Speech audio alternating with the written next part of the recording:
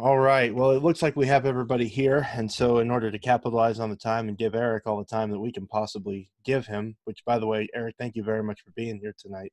We're really grateful for you. We're going to go ahead and get things rolling here. And what I have for you in terms of a devotion is really more of a thought.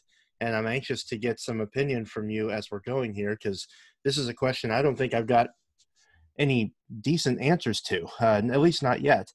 I am curious, and please, unmute and interact with me here for a second.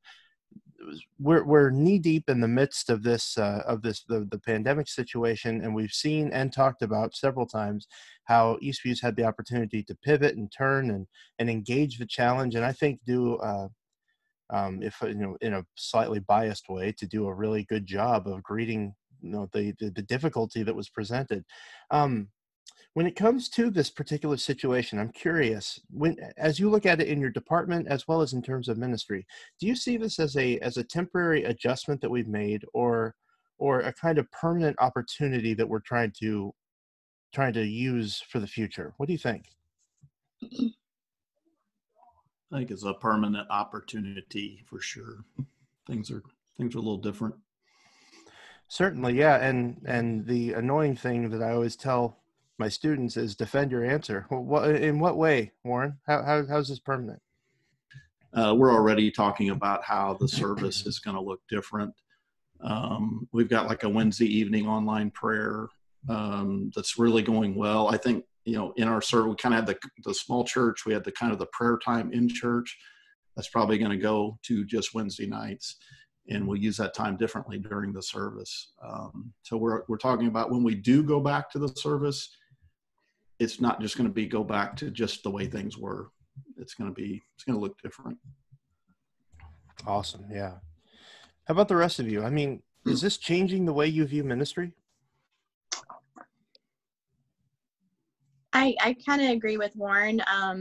It's going to be a little bit of both, because, once we do go back to services and actually meeting each other face to face, there's still going to be some people that are going to be leery of doing that. And so they may not be ready to come back yet. This may be the norm where we have certain things in person and online, certain events in person and online, and like connections and first steps. So thinking about involvement, it's changed the way I think about ministry a little bit, that I can't be a hands-on person, like in person and Right. meeting people in person. And so that's a little bit, I won't say difficult, but different. Yeah, I was going to say, is that bad or weird? It's one of the two, I imagine. Yeah, it's a little bit of both. Because I feel like, being in the family room and welcoming people in person, praying with them in person, you get more of that intimate connection, where online it's a little bit different. You don't know how they're feeling, or you can't see, how they're feeling, or but yeah, it's just a little bit different. But I think once we do go back to being on campus, there may not be that many people that will be ready yet. It's interesting. It's really interesting. Anybody else? I've got a thought. Fire, Tyler. Small group. I think that in a lot of ways, there's going to be usage of Zoom and video chatting stuff, just because it's kind of an easy entry. I think I see some joining a new group, maybe like breaking the ice by doing that. It's less risky, less interpersonal in a way.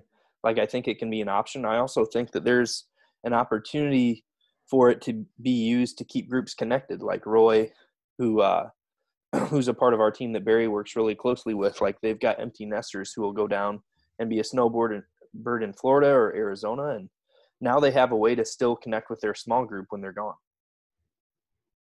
That's awesome. And this is totally not where you were going, but it almost sounded like you said a snowboarding bird. I thought that was great. There should be more of those. No, it's a really great point. And the connectivity of Zoom is something, or not just Zoom, but the internet is a powerful tool. Barry, go ahead real quick, and then I'll jump into one more thing. Yeah, the small group I'm in is 17 people. Mm-hmm. And last Thursday night, we had 16 in attendance via Zoom. So Awesome. there's part of me that, and really good sharing, really good fellowship. I mean, I'd rather have 85% attendance on Zoom than 50% in person. Uh, so what does that look like for the long term? I don't know. I'm not necessarily suggesting that my small group transition to just being a virtual group that doesn't ever meet, but what do those revs look like? That's what we got to all figure out. Absolutely. Maybe it's an opportunity for more engagement, not less. Yeah. Last question before a quick thought, and then I turn it over to Eric. Is there anything in this situation that you've witnessed as Eastview has adjusted and so on that you have learned that you would not have learned or would have been a lot harder to learn if this whole pandemic situation hadn't happened? And that might not be an easy or even answerable question right now because we're still in the middle of it. But I'm wondering, is there anything that's jumped out at you that's unique that you wouldn't have gained otherwise?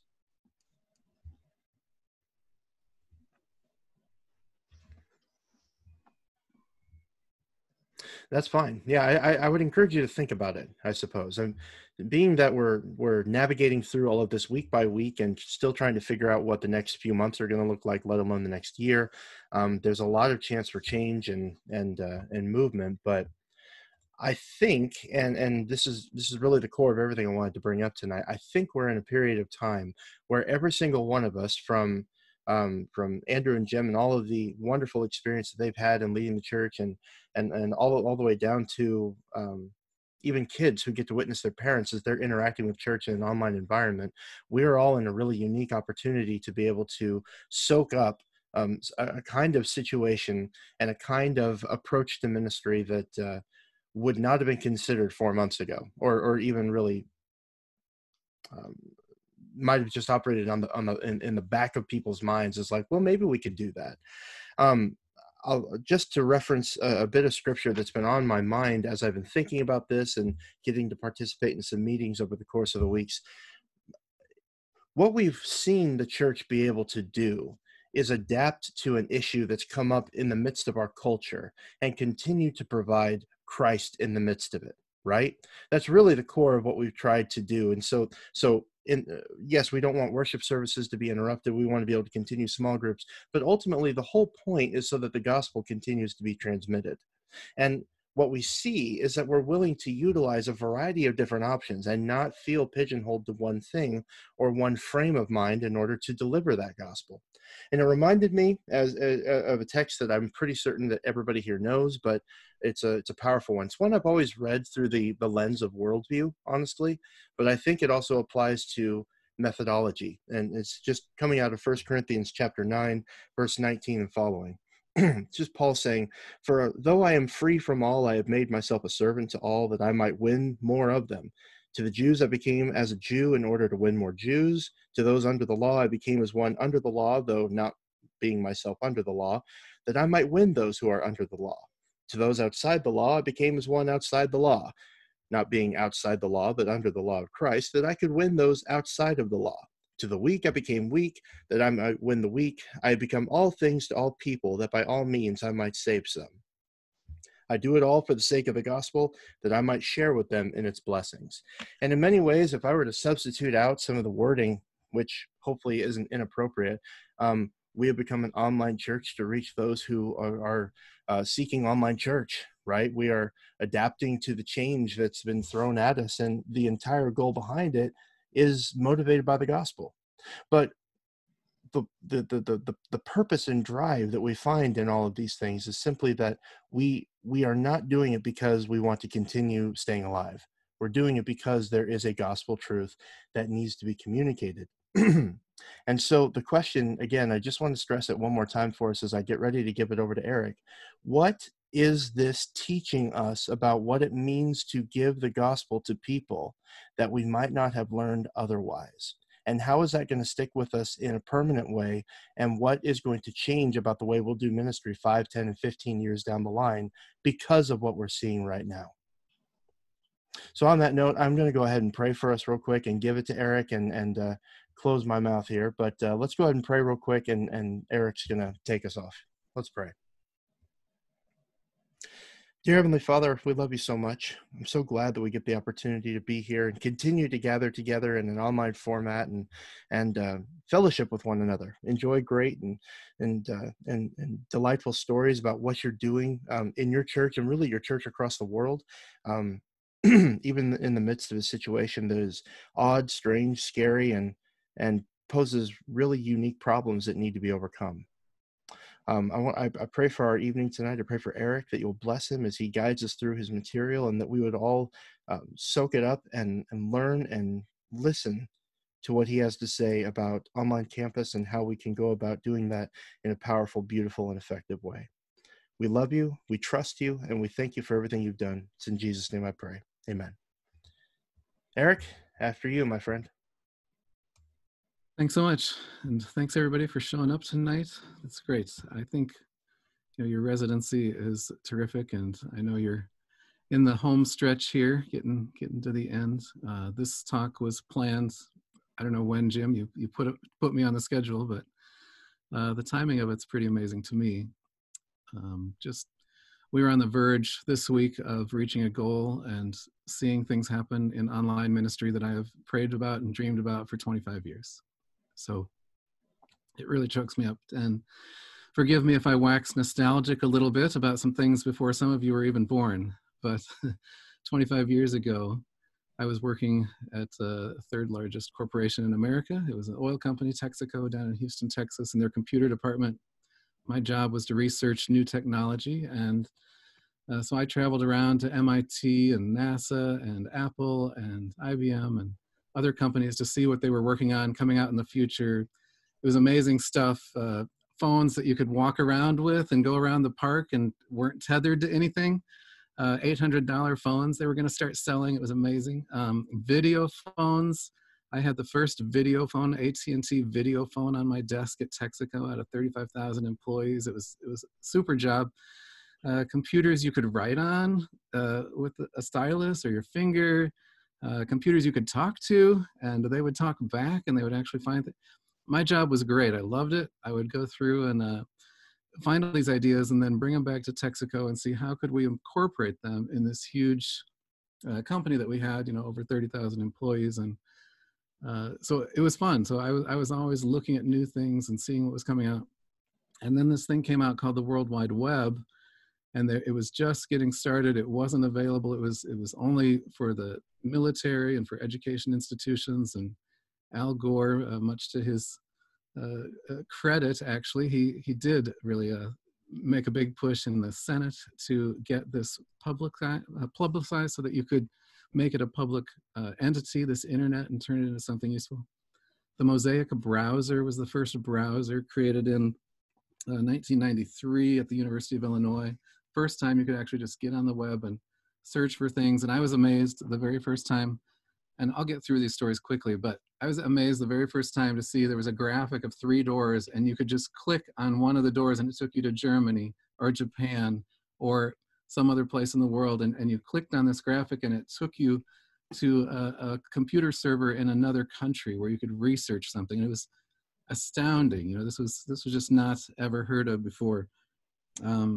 So I went back to Texaco and said, I think we should create a website for Texaco. People didn't understand why. I remember being in a meeting and someone from New York called me, our headquarters, a vice president of marketing, and he wanted to set up a meeting to see how this World Wide Web was going to impact the company. And my boss in the advanced technology group stopped me in the elevator and said, Eric, why is this such a big deal? I mean, why are vice presidents calling you about this project? She was really upset. and I said, well, it's really going to be a big thing. And she said, if it's such a big deal, why aren't other companies doing it? Because nobody else had a website at that time. I said, well, that's why you hired me to look at future technologies and bring them in, not knowing that, it was going to take over the world. She just didn't have any idea. And a lot of people didn't, and that was okay.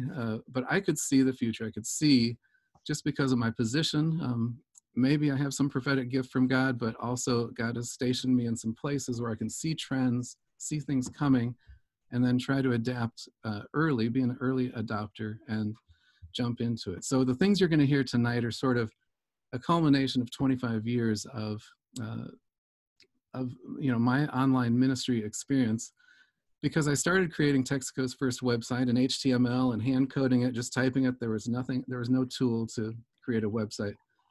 And you put the page links at the bottom of each page, page 1, page 2, page 3. And then if you created a fourth page, you had to go back to page 1 and write page 4 and put it on page 2 and page 3. I mean, it was by hand, everything. And if anything broke, you put a slash in the wrong place, the whole thing broke. So if you've ever experienced a computer programming, a comma in the wrong place. So I created Texaco's website. It was a 2-year project. We were getting all kinds of departments and people involved. I was 2 months away from launching the website publicly. I was supposed to fly to New York and present this to the president, and all his senior VPs had come in from around the world. They came in once a month for this meeting. They wanted to see what this website thing was about. So 2 months before, I got a call from a friend who had a friend who was dying of cancer. He said, "Eric, could you come pray for my friend?" And I said, "Why don't you pray for her?" And he said, "I don't know, I just think that if you come, something will happen," because I had prayed for him and his wife a few years earlier. They couldn't have children. The doctor declared them infertile. And God said, as we prayed that night, that they would have a baby within a year. And 1 year and a month later, they had a baby. He said, "Eric, I think if you come, something will happen." So I got on a plane, flew to where they were, and on my way there, God had spoken to me that day and said, "Eric," it's more of a story, but God said, "Eric, this is going to be the beginning of your ministry." And this is February 14th, 1995, 25 years ago. And I thought, wow, I just cried and cried when I heard that. And I just had wanted to be used by God, but I didn't know what I was going to do. I got there that night, prayed for the woman. We spent several hours praying. What she wanted more than anything was just to hear from God. She said, even if these lumps of cancer fly off of my body, if I don't hear from God, I don't want it. I want to hear God speak to me. So we prayed for that. Midnight, I finally left. We took communion. And God said that day, he said, "Okay, Eric, I want you to quit your job tomorrow. That World Wide Web project you've done, give it to Doug." And I was like, "God, this is not a good time." I'm just about to be able to present to all these people. I've been working on this for 2 years. But I said, "God, when you say jump, I want to jump." And I've been praying for this for years, that you would tell me and I would just do it. I would be obedient. And the whole next day was miserable. I was in the city where our computer department was, and I didn't live there at the time. I was working from home remotely from another state. And I went into the office and I just moped around the entire day. I was like, oh gosh, I've got 3 kids at home, $1,500 in the bank. What am I going to do? What does God want me to do? He didn't say what, he just said, this is the beginning of your ministry. And I was walking around going, if I saw those lumps of cancer fly off her body, you bet I'd quit today. And God said, then you'd be walking by sight and not by faith. And I've called you to walk by faith. I couldn't do it. I went through the whole day and I just couldn't do it. But that night, God spoke to me and he said, Eric, I'm serious. I want you to quit now. And the next morning, I walked in and I turned in my badge. And you don't give 2 weeks notice in a computer department. They have a security guard come bring you a box and you empty your contents into the desk and you walk out. And so I was trying not to make this an evangelistic thing. This wasn't oh, God's so great thing. I was just trying to survive the day. And so I got my box, got my things, went to the elevator lobby with the security guard. And this guy from Asia followed me. He was in our artificial intelligence department. He was such a brainiac. And he said, Eric, why are you leaving today? And I was just trying to be, I knew him to be an atheist. I was just trying to be, I just had to get out of there, waiting for the elevator. And I said, well, it's just a good time, the industry, the whatever, I just gave him some answer. And he said, no, but why today? Why today? Why really now? And I said, okay, Jeff, let me just tell you, God said 2 days ago to quit yesterday. I couldn't do it. So I'm doing it today. He burst out in tears. And he said, if God told you to do it, you've got to do it. He said, my girlfriend, I just got her pregnant. She goes to First Baptist Church here in town. I've been going to church with her. I've just become a Christian. And when my baby's going to be born in a few months, I'm going to be baptized with her. And he said, Eric, here's what you need to do. You need to get online. There are people online looking for answers to all kinds of questions, just like me, 24 hours a day. And you've got them. And you need to get out there and tell them about Jesus. He said, I'll pay for your AOL account or your CompuServe account. Most of you don't know what those are. And the elevator door opened. I got in, closed the door. I'm shaking my head going, I have no idea what he's talking about. Here, this atheist guy telling me what I'm going to do with the rest of my life, you know, my next phase of life. I flew home and I didn't know what else to do. I didn't know if I should go to seminary. I didn't know if I should go to a church, but I knew how to create a website. So I said, well, maybe I'll try what Jeff said. And I put a website up and I put my testimony on it. And people started writing me from Cairo, Egypt, and Athens, Greece, and Seattle, Washington, and saying, could you pray for me? If you could share that story, I can share this with you. I've never told this to anyone in my life. People just started writing from all over the world. I would check their extension. It was at the time where if an email came and they said they were from Athens, Greece, I had to look at their email to see it said .gr because that was the Greece, you know, or Egypt, EG, you know, and I was like, he really is from Athens. He just found me, read my testimony, and wants to know about Jesus. You know, it was shocking. It was amazing. And people just started coming. I went to a church in Dallas about a year later. They called me to come be an associate pastor there. I did that for about a year. And then God released me from that because they ran out of money, a small church. And they said, you know, we're not able to pay your salary anymore.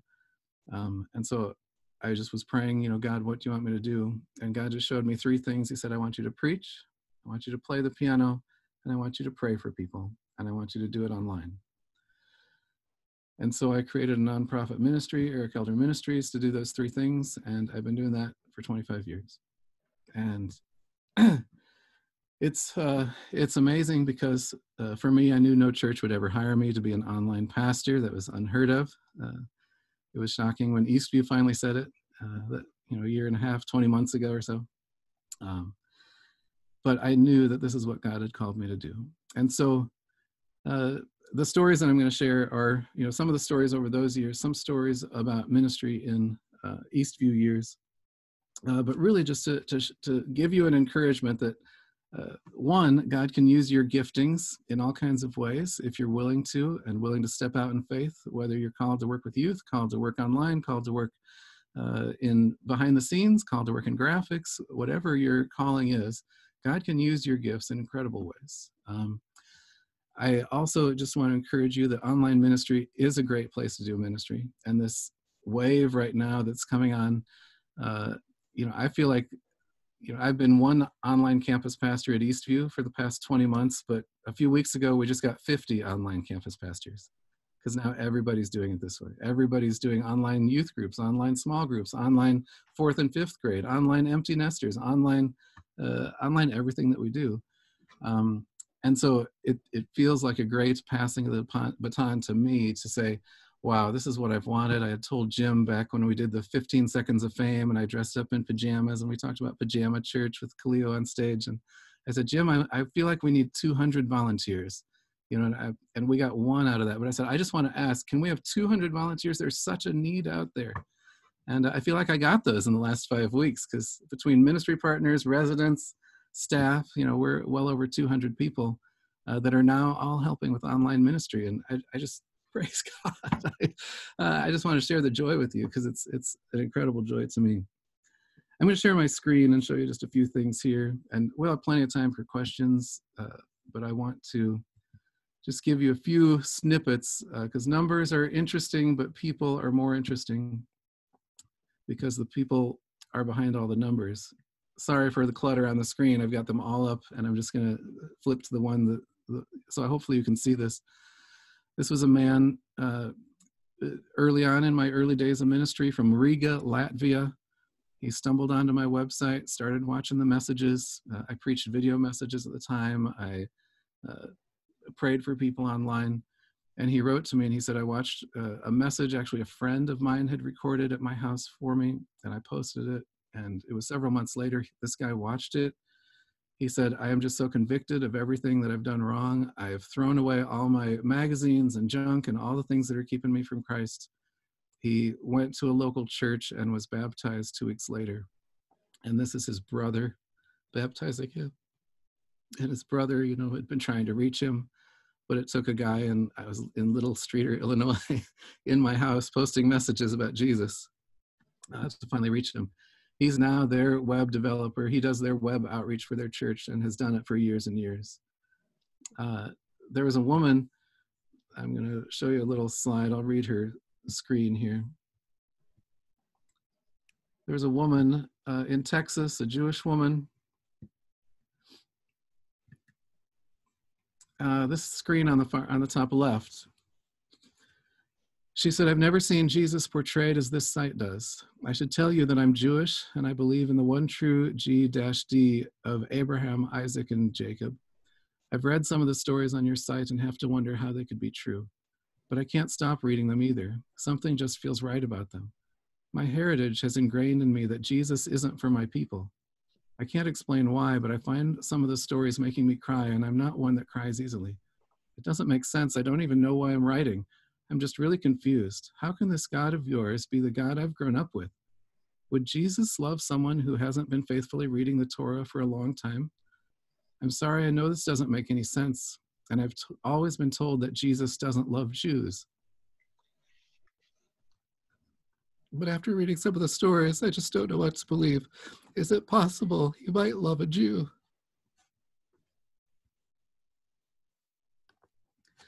How would you answer that question?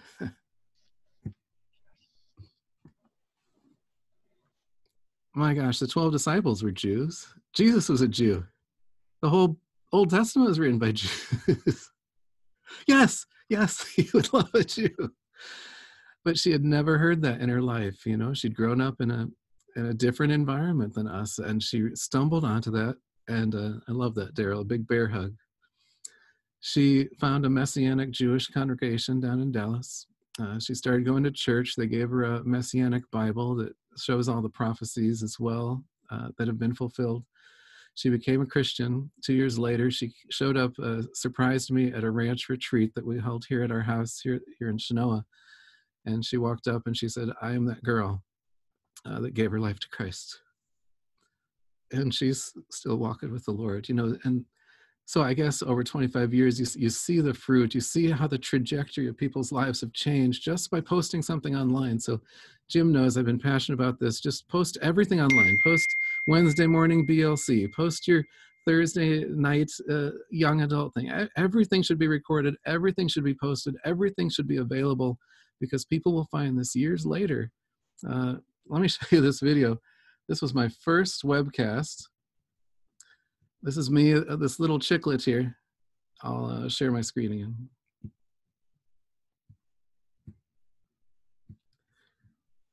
This is in 1998. My first test, September 11th, 1998. I'm going to fast forward a little.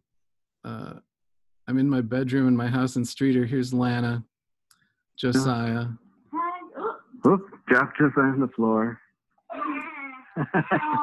Here's Karis is going to pop in here in a second. Okay, so you can come around and Audrey will look at you too. Is it stuck on Lana? It's not moving at all? So I'm testing with this guy. Here's my little Karis.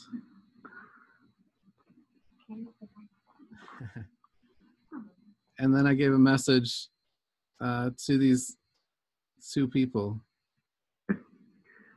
All right. Look at that cool phone I had. It was cordless, but you had to put it back on its charger.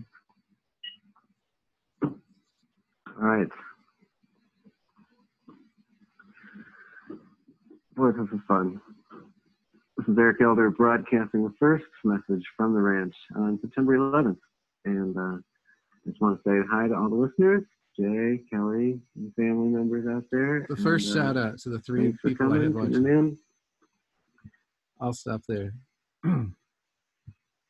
But what's cool to me about that, the Pope had just a few weeks earlier done his first online broadcast. Billy Graham, a month later, did his first online broadcast.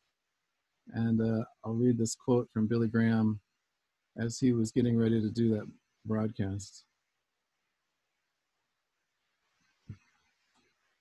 Mr. Graham said, "It is amazing how technology is being used to hurt the world, but it is also being used to spread the gospel on a scale that has never happened in the history of the Christian church."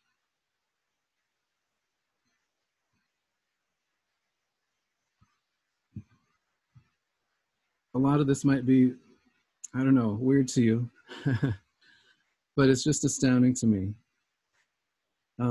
22 years after that first video, I'm doing podcasts again and posting them on YouTube. And YouTube wasn't even around back then. YouTube came 10 years after that, believe it or not. Google started about September 4th of 98. So I started on September 11th of 98, however many days that is later, 7 days later. Facebook was another 9 years later. All the technologies we're using now, it's just exciting to me to see what's happened. USA Today did a story on our ministry. It's almost worth going back to the archives to look at. I'll just share a quick screen of it. This is in 2000.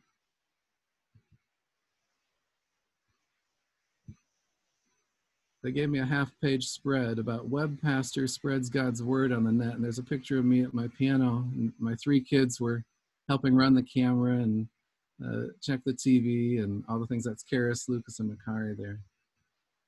But things like this were so novel that they would run a half-page spread saying somebody's doing online church.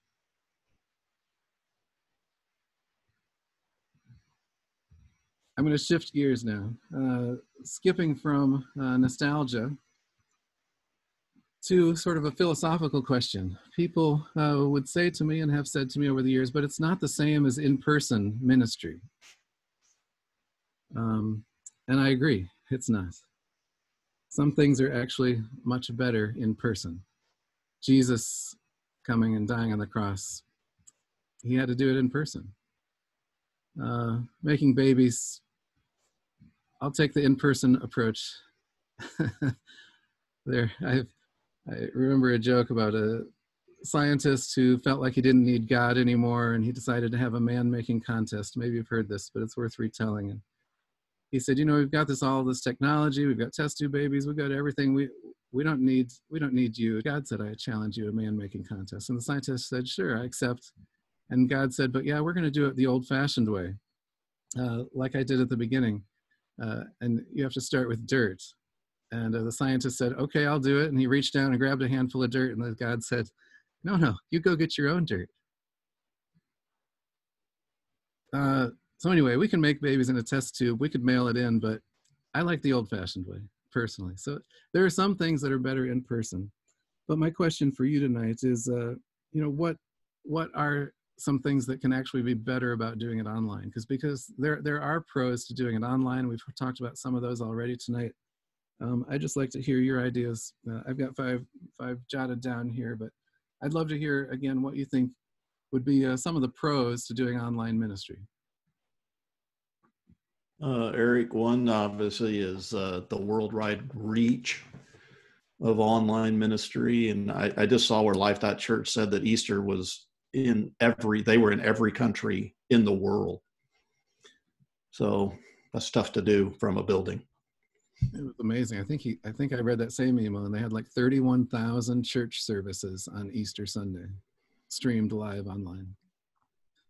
When I was at this church down in Dallas, when I was there for the year, I preached every once in a while to 100 people. My voice went about 100 feet. And when they released me, I went on the web and I went to 100 countries. And the far reach, I think, that was my top thing. Jesus really did give us this commandment, and it applies today as much as then. Back in Mark 16, he said to them, "Go into all the world and preach the good news to all creation. Whoever believes and is baptized will be saved, but whoever does not believe will be condemned." It's just biblical. Go into all the world. I've never felt called to a particular country. I have some friends that are missionaries that say, I feel really called to North Korea. I feel really called to Bangladesh or something. I've never felt that, but I've felt very called to the world. And I just love meeting people from all over, and I want to reach people all over. Yeah, so the far reach is one. How about others? Other advantages to doing ministry online? Those that are not able to leave their homes because of illness, or just not able to meet people, more introverted and just like being at home. Yeah, I'll put that on the category of convenience. It's like nursing homes and things like that, like what you're doing.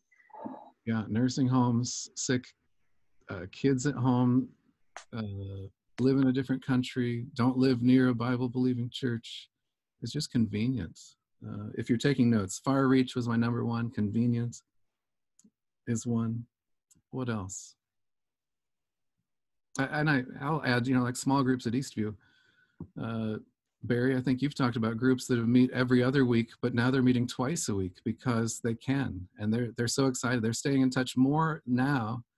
I've had more interaction with people in the last 5 weeks than I have in my 20 months of Eastview. I mean, gosh, it's inundated with interactivity. So yeah, it's convenient for people. Schedule meetings back to back. I'm there. Too convenient, but yeah, convenient. Okay, what else? Pros of online ministry. You're able to access a lot more options as well. And so, like, for my dissertation, I was looking at how, churches or seminaries around, say, Africa or Asia were able to partner together, and somebody in one location could teach about, say, theology, and somebody who has an expertise in Bible could teach from another area. And so you're able to get access to a lot more of those kind of resources. I think that's great. That wasn't specifically on my list. I like that, more options. So you can reach, you can learn so much. You can do so much. You can do Moody if you want Moody. You can do Liberty if you want Liberty. You can do things without having to be there physically or pay the price necessarily that it used to cost. More options. Yeah. What else? I think it falls into the category. Oh, go ahead, Shelby. Sorry. One of the things that I've experienced and seen is, because of the online platform, it's easier to invite people to church. And so I think there's more boldness in that ask as Christians. That's beautiful. And I would call that easy entry. It's more accessible. This Jewish woman would never have, never probably have walked into a church. From everything she'd heard, if Jesus didn't love her, certainly Christians wouldn't love her. But you can invite your friends to, have a watch party. Tyler Harry said he hit watch party on Sunday to have a watch party on Facebook. And one of his atheist neighbors saw that and jumped on with him and started watching the service with him and talking with him. And he's been trying to reach him for a while. It's amazing. You can invite people. It's easy entry. It's less intimidating. It's I think that's for sure. Go ahead, Dan. Well, that was just going to be my point too, is that having some level of anonymity is really powerful in some contexts. Just like people have shared already, it's easier to have for some reason, it's easier to open up to someone that you don't have really a relationship with, because it's safer in some ways. And that's something that you don't easily get when you're sharing face-to-face with someone. There's more of a social, social consequences or social intimidation, but the web, or virtual interactivity really provides some, strangely, I don't understand how it works, but it provides some level of safety there, and just encourages people to share. For sure. I call that one straight to the heart. The number one thing people tell me when they write to me is, I've never told this to anyone in my life. Somehow they got to know me online. They see my stories. They see what I share. They see my vulnerability or whatever. And they say, I feel like I can tell you. And I've never told my pastor, these are pastors, these are worship leaders. I've never told my denomination. I've never told my family. I've never told X, Y, or Z. But I feel like I can tell you, people just open up online, with the positive and negative. People unleash their hate and, their real attitudes. I've learned more on Facebook about people that I thought I knew. And I'm like, wow, I didn't really know them at all. I knew their public image. I knew their church image, but now I really know them a lot. I know their voting habits. I know their positions on issues. I know what they've been through. I know what they're doing right now. It does, Dan, it really opens up people. People say you can't get deep online. You can't go, you got to be in person. Believe me, you can go way deeper, way faster online. You go straight to the heart and you can just start sharing things. And this is why people start online relationships too, because it's like, oh, wow, all of a sudden you can find somebody you can talk to. You can share about the specific things I know. Anyway, that same thing is great for ministry. It's like walking into a bar and just asking people, hey, what do you need prayer for? What can I help you with? And but in a bar, people don't open up to you. They want to dance or they want to drink. But online, they'll pour out their heart. They're like my atheist friend back at Texaco who said, there's people like me 24/7 searching for answers, and you've got them. So yeah, that straight to the heart factor, anonymity. There's one more I'm going to hit on, and maybe it fits into Andrew's. But anybody else have another? Maybe you'll hit on this too. But let me set it up like this. I grew up in Chenoa, Illinois, where the predominant sports were football, basketball, wrestling, and I was into music. I played the piano, I played the flute, I played the drums, I danced, I did tap dance and acrobats, and all of a sudden I went to U of I. There were 35,000 people there. And I just started finding people that I could actually relate to. I'll call this category birds of a feather, because you can find people online that share your similar passion for writing, for Jesus, for sports, for specific variations of card games, for you name it, there's a group for it. I've been meeting with a couple other writer and composer friends for 5 years now. Every Monday morning from 8 to 9 a.m. There's 3 or 4 of us, depending on the time of year. One in St. Louis, one in North Carolina, one in Orange County, California, and me in Chenoa. And we encourage one another, we spur one another on in our writing and our composing and our music. I was just talking to them before this call where they're in my new podcasts. I've added the 2 of these guys in. They're playing guitar and doing music, and I see them, once a year, maybe once every other year. We all actually met together, all 4 of us, for the first time in North Carolina in November for this One Life ballet that we were filming, and we all got together there for the first time in person. But they know more about me than most anyone here in Illinois, and I know more about them than most people in St. Louis or Orange County. But the beauty of it is not just how much we've shared, but we've shared a similar passions for writing and music. And I just started an online Christian writers group. And I thought about just meeting at the church because I knew there were a lot of Eastview people that might like to develop their writing. But I thought about this person in San Francisco, this person in Florida, this person in the other side of the world. And I thought, maybe I should just make it online, and maybe half online, half in person. And then finally I was like, I actually don't even want to drive to church, half hour there, half hour home. That wastes an hour. And getting set up and all that stuff, let me just put it online. We've been meeting the last 3 months. We have a couple dozen people in the group in windows like this. And it has been such a rich community of writers and budding writers and sharing. Dan's been in that. And just birds of a feather. We can come together and encourage each other in things. Andrew Beatty, I know your wife has a small group on Facebook that, for other teacher friends is what I believe it is, or just different, her community of people. And there's so many different groups we can get together online. So just summarizing these, there's a far reach, there's an easy entry, it's convenient, straight to the heart, more options, birds of a feather. Can it do everything? No, it can't do everything. there's a few things I'd rather do in person, but it can sure do a lot of things. So I just wanted to make sure you understood that there's a lot to do. It's also very biblical. The Billy Graham quote, and we'll wrap up here in about 10 minutes. Daryl, is that what you want for a break?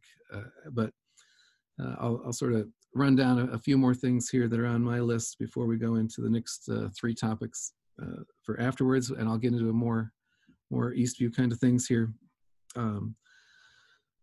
Billy Graham talked about just the incredible reach. He preached to people in stadiums full of people, but he said when I could get behind a microphone, it wasn't as fulfilling for me as a speaker, but to know that I was reaching way more millions than I could ever reach in a lifetime of in-person meetings was always amazing to him. Reinhard Bonnke, if you know him from Africa, he's an evangelist there, one of the biggest, most popular evangelists there. He just passed away a few months ago.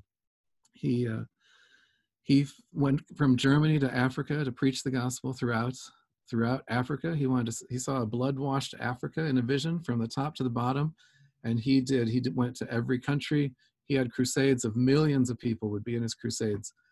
And as he passed the baton to someone younger to take over his ministry, they showed him Facebook Live. And he said the first day he saw it, he said, "It's the pulpit." And he had tens of thousands of followers that watched his weekly and his daily messages on Facebook Live. And from Florida, he moved to Florida to retire. And he preached until his last few weeks of life. Every day, he would preach a message, take 30 minutes. And he reached, I would say, as many people in those Facebook Live videos as he did his entire life in physical ministry. It's just exponential. And we've seen this at Eastview. You know, we had about 7,000 a week normally attending Eastview, about 5,000 in person and 2,000 online every week up until about 5 weeks ago. We are this week, as of last night at midnight, this week we had, well, I'll back up. First week we had about 12,000 watching. That's almost double what we had in person. And then 15,000, then 17,000 last week. This past week, we've had 24,168 people have watched Sunday service. 24,000 people. They wouldn't all fit in our building. We'd have to have 10 services. Our sanctuary fits 2,500 people. We could have 10 services, everybody sitting, not social distanced, right next to each other, elbow to elbow, and we still could hardly accommodate. You know, we're only a few hundred away before we could not even accommodate in 10 services. People worry that if we do first steps online, is that going to cannibalize our in-person first steps? Are people going to choose to do it online rather than in person? But other churches that have done this, they've seen both their in-person rises and their online rises because they're able to reach so many more people. It's so much more convenient. It's so much easier. Some people want to still come, and they'll come. We've seen the same thing here too with, well, if we offer it online, what's going to happen after this? Is everybody just going to stay home and watch? Well, not everybody, but a lot of people are, and we're not going to get 25,000 people into our building. They couldn't physically come, and we couldn't physically accommodate them. But I don't think we're going to drop to 4,000. I think we're going to maybe drop for a period of time to 10 or 15,000 watching each week. But I think we'll be right back up to 25. I don't have a prediction number when we'd be back to 25, but I don't see it dropping back to 2,000 a week online and 5,000 in person. We have reached way too many people, and Dan can attest to this too. Maybe Dan, just people even in the last few weeks that you've experienced. Dan helps me out in the chat room. Felicia's been helping me too. Tyler too. Katrina in the last few weeks. We've seen some people just in the last few weeks that have come. I don't know, Dan, if you remember any stories, or Katrina, Felicia. Yeah, also Warren's been helping too. Thanks everybody for jumping in. Warren's been faithful every Sunday there too. Yeah, and this may have been shared already, but one lady a couple of weeks ago, maybe the first or second week, just came into the Facebook live stream because a friend of hers simply clicked the share button. It was just one click, and she just dropped in, and she was totally blown away by what she was seeing. She was moved, deeply moved by what she was watching, by the music, by the sermon, and she just could not stop talking about how moving it was to her. She self-identified as unchurched, basically. She hadn't really set foot in a church for a long time, if ever. And it was a totally new experience for her, and all because one person clicked one button. And it just really got me to thinking, like, how many other people out there are just one click away from encountering Jesus in some way? You know, whether that's through the online service or through an Eric Elder's ministry resource, or, you know, countless other resources. We live in a time that's unprecedented in the history of the world to reach people for Jesus, and it's going to be done through technology. So just doubling down on your quote from Billy Graham, Eric, how do we use these resources to advance the kingdom? So these last few weeks have just really just completely amazed me on how God is at work, even amidst this virus, this pandemic. Great. Others from the chat room, do you remember?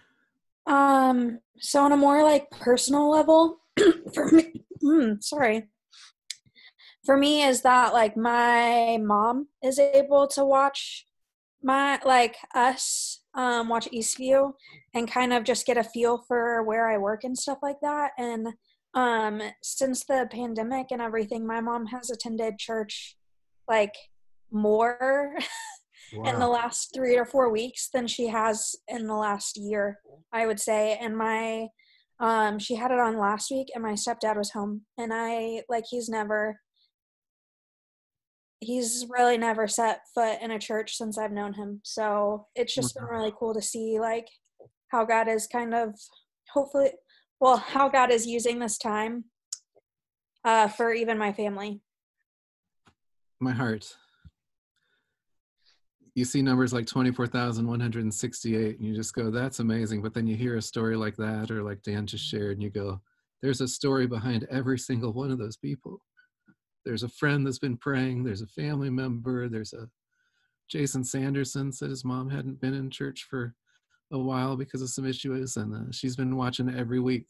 She's in the chat room every week watching since he's been here. Sean Procus's parents are up in Michigan. They don't have a church nearby that's like an Eastview. They've been watching every week. They've contributed to the Imagine Coat Drive. They tithe. They are in a small group. They wanted to join, just like Jason's mom. They wanted to join on Membership Sunday. We want to join. This is our church. They're in Texas and Michigan. Other stories? My mom is in a small town, Minnesota, and their church is about 30 people and fading fast. And she started watching online through this pandemic, and she's become an evangelist. She's now reaching out to her high school friends, and inviting them to our church, and getting great interaction, and absolutely loving it. This is very personal for you too, Jim. It's been really cool for me, and not even just with online services, but the way that we've been leveraging so much social media platform. Like even with Mike's talks, my mom watched one of Mike's talk, and she's not a Christian, and she was just like, I'm gonna watch this. And part of it is so that way she understands kind of where I am, but I know like what she's actually getting when she watches it. And then she watched church with me on Sunday, which was crazy. And my parents both have said that if Eastview was in Colorado, that they would probably go to church. And so I think the fact that they have that opportunity and they can actually do that, it's really exciting, and it's a huge answer to prayer. That is huge. And Eastview is in Colorado now. Eastview anywhere. Wow. So I'm guessing we're not going to lose some of these viewers. What do you think? They're not going to give up Eastview anytime soon. They've got personal relationships, and they've got a great service, great biblical messages. Any others before we go to break here? Maybe less of us. Go ahead, Daryl. No, you go ahead, Warren. That's all right. Well, it just in the live prayer and things, that's what kind of back to your original point, it's not, online church is not the same as church, but man, does it get personal with people. You get I had a lady a couple weeks ago that was like, yeah, this is my second time here. I'm just just blown away. And, I just really want to turn my life around, and, it's giving hope. It is church. It's speaking to people. Mm. Yeah, Pastor Mike has just told me too, as he stops by the family room after he preaches every Sunday and says hi to guests. And he's like, Eric, nobody stops me in the atrium and says, hey, I'm really struggling with pornography. But in your chat room, people seem to open up and they'll tell you things, they'll talk about, like Warren just said, they'll say, hey, I'm really struggling. I really need some prayer. I need some help. And they just open up. It's not the same as in person, but it can be better in some respects. So, and we can't give hugs now anyway. So dang. Daryl, you had something you were going to say. Oh, it was a little bit less than a story, and more of just enjoying the fact that Eastview Anywhere is a resource. I have a lot of students all across the country, and I'm blessed to say internationally this semester. And some of them, because of the situation that we find ourselves in, have either been unable to join their church or have had to go home and are not with the church they want to call home. And I can at least offer it as a resource to them and say, hey, you can at least come join me. I want you to be there on Sunday morning. And some of them have taken advantage of it. Others have said that they'll figure it out. But it's a beautiful tool to be able to have and provide that for when somebody is in need. I can just say, I can have that to you in 5 minutes, and they don't have to travel. They can just do it right from their home. Amen. That's what I had for the first hour. I've got 3 more big things for the second hour. A little more Eastview specific things and some specific things about my next steps in my own ministry, things that are exciting to me. So Daryl, you call the shot here and tell us when to come back. Absolutely. Let's shoot for 7:10. We'll try to keep it as close to 7:10 as possible to give Eric all the time he needs. And I'll see you guys in about 10 minutes. Well, I'm going to go ahead and say that, Eric, please feel free to start whenever you are ready. I'm certain that everybody else will be able to trickle in pretty darn quickly. And ready for round 2. Awesome. Thanks. Well, round 2, I saw in the chat notes, there was a good note from Tyler Klein about cost being an advantage too. And that's a huge advantage. I mean, I can't believe that wasn't on my list too. So Tyler, thanks for bringing that up, even if you're not there right now. But it's, I mean, I run my little ministry, and I have done fundraising for 25 years to keep my ministry afloat and get things done. And I was sharing with one guy, sort of a financial planner, advisor guy who supports a lot of ministries. And so I rarely share like specific numbers of how much it costs me to do the ministry and stuff, because I don't, it's me, Eric Elder Ministries, and it's my salary and it's my expenses, so it's very personal. And so I shared with him the details though. And he said, Eric, I don't think I'd share that with anyone. And I was like, oh, I wondered about that. I'm sorry. And he said, I think people won't believe that you can do so much on so little. It is shocking how much you can do with an internet connection and a computer, with a phone and Facebook. Ministry all over the world. The reach is phenomenal. The cost per person, the cost per click, the cost per salvation, hands down, totally different than having to go take a team, build a team for 7 years, take it to another country of 5 or 6 people.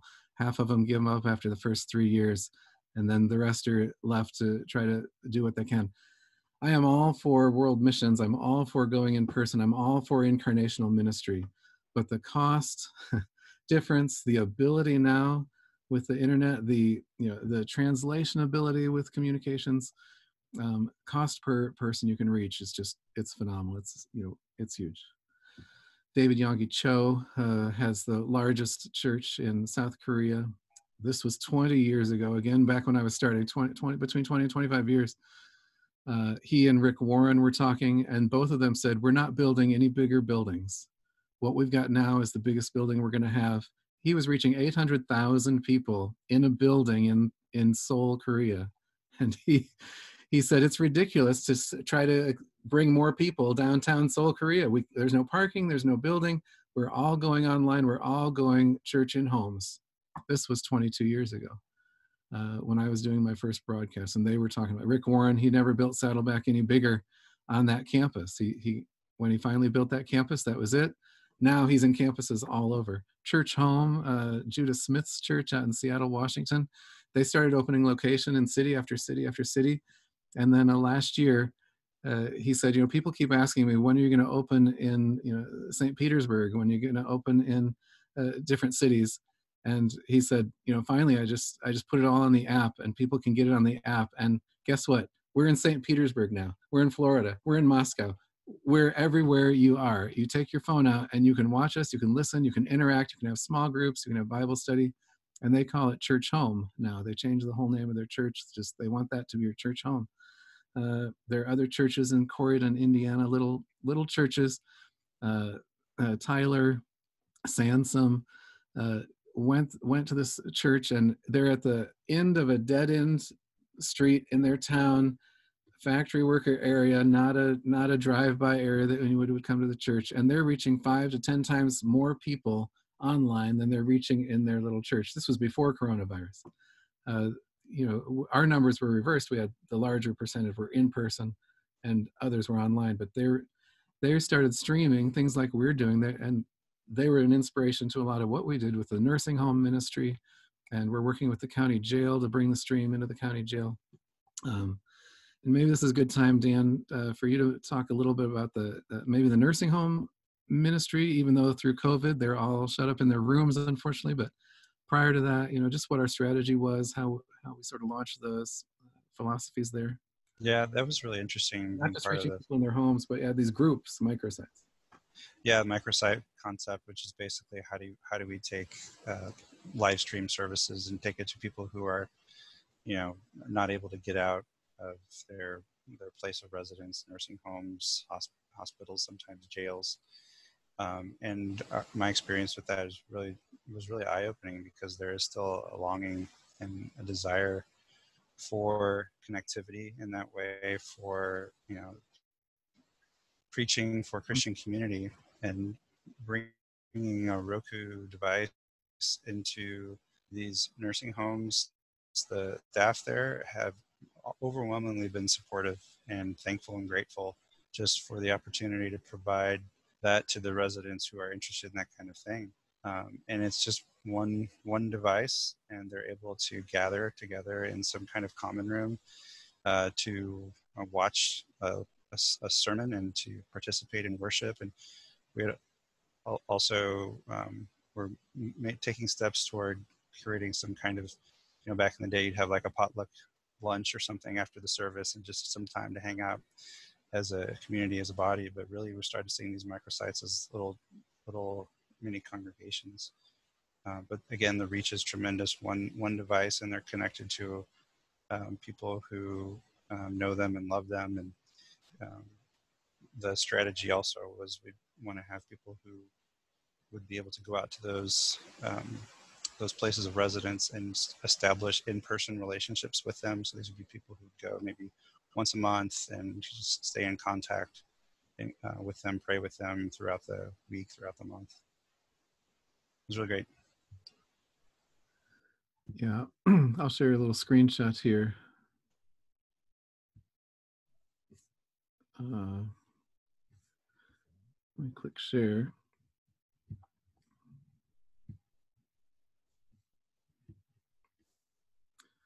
This is at Blair House. This was our latest of 5 nursing homes that we added not long ago. This is on College Avenue, and this woman on the far right, not me, but the woman on the couch, Lindell Bentz, she was asking, she's an Eastview member. She came into the family room one day. She said, could we do one of those live streams of the nursing homes? I've heard of that. And I said, sure. And we brought one out. Dan and I went out there and put it in their common room. And she said, this is so nice, because now I can invite my friends to church, because they couldn't get out with her and go to the church. And so she just invites her friends at breakfast. And they've been making announcements on the loudspeaker for all the residents saying, Eastview is holding online services at 9 o'clock this morning in this common room. And so she's been hosting 9 or 10 people in that room, people that just aren't able to get anywhere. And she's so evangelistic, and she just wants everybody to know Jesus. It's amazing, and that's repeated at Evergreen Place, and Flanagan Rehab. Greg Green has people gather there, prior to COVID. Hopefully we can have them gather again afterwards. But we've been talking to the county jail. They're very excited about doing this. We provided them resources during COVID because chaplains can't even go in there and hold regular church services like they did before.